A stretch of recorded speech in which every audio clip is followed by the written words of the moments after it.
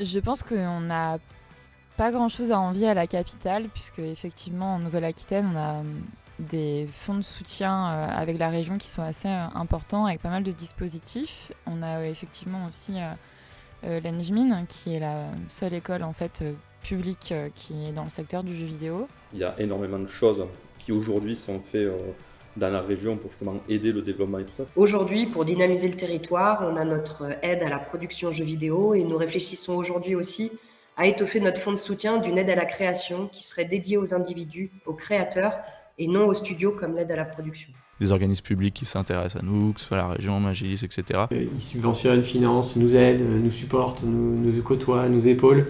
Et la Nouvelle-Aquitaine, ça reste quelque chose d'un peu plus à taille humaine. On est effectivement dans des plus petites communautés, mais par contre, tout le monde se connaît, tout le monde se côtoie et tout le monde s'entraide. C'est très attractif, il y a un réseau qui est en place qui est très intéressant. Nous-mêmes, à l'intérieur de l'école, on a des intervenants qui viennent tous de ce réseau, donc ils peuvent aussi faire bénéficier.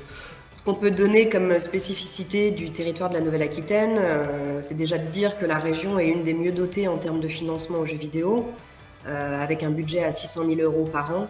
Ce que je pourrais dire à ces personnes qui veulent potentiellement venir en Nouvelle-Aquitaine, c'est qu'on est une région phare avec des talents qui ont tout ce qu'il leur faut pour trouver en fait un nouveau travail ou pour pouvoir monter aussi leur studio.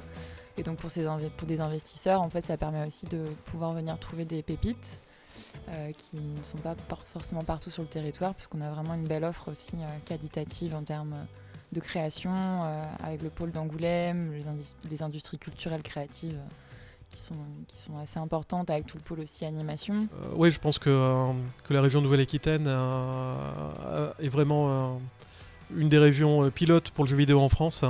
Et installer sa société ici ou s'installer dans ce bassin d'emploi là, c'est s'assurer d'avoir une diversité de postes disponibles, d'avoir un écosystème riche et varié.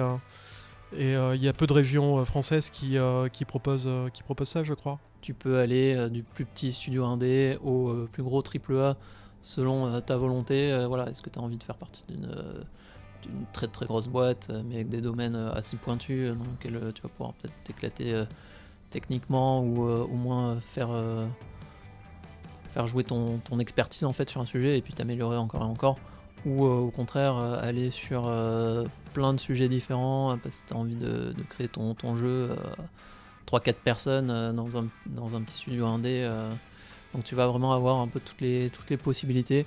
On a des facilités, je pense, dans la région à lancer des choses. Il suffit finalement d'appeler un peu et puis on trouve rapidement de l'aide, des conseils. Et je pense à un confort peut-être qu'on a peut-être moins ailleurs. J'ai l'impression, en tout cas, de ce que j'entends dire. Il y a plein de moments où on peut rencontrer les gens, que ce soit des salons, Animasia, des Game Jam, la Global Game Jam, des événements organisés par Fenrir. Et en fait, voilà, c'est ne pas rester tout seul, c'est vraiment le meilleur conseil qu'on puisse donner aux aspirants créateurs de jeux vidéo. La région Nouvelle-Aquitaine soutient des événements comme l'Indie Game Factory, Animasia, la Game Cup, qui est la Coupe de France de jeux vidéo indépendants, mais aussi les Gamers Assembly, qui est un ensemble de LANs organisé par l'association Futurolan, le Forum social et environnemental du jeu vidéo, et il y en a plein d'autres. D'autres événements aussi devront voir le jour en 2022, initiés par So Games.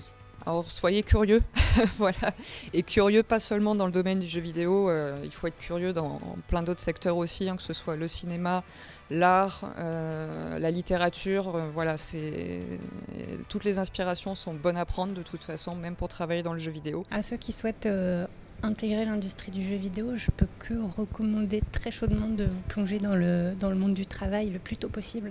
Aujourd'hui, il y a des milliards d'outils qui existent, c'est accessible à n'importe qui veut s'y mettre. Il ne faut pas avoir peur de se déplacer, c'est aussi là où on fait un peu ses armes, on a l'occasion de se confronter en fait à nos compétences qui s'améliorent et donc ensuite de pouvoir s'intégrer directement dans la région en fait, et les studios qui apparaissent au fur et à mesure dans les environs. La Nouvelle-Aquitaine, moi je parle de mon expérience à Bordeaux, mais la Nouvelle-Aquitaine en général, c'est une région qui est formidable, qui est très riche, qui a un terroir super puissant. Et c'est super attractif, il y a tout, on peut se balader, il y a la montagne, il y a la mer, il y a des sources d'inspiration, mais partout. Et c'est tous les avantages que les gens peuvent trouver à Paris, mais à échelle plus petite, à échelle humaine. Et c'est ce qui fait le charme de cette région, c'est que c'est pas trop grand, c'est pas trop petit, c'est juste ce qu'il faut.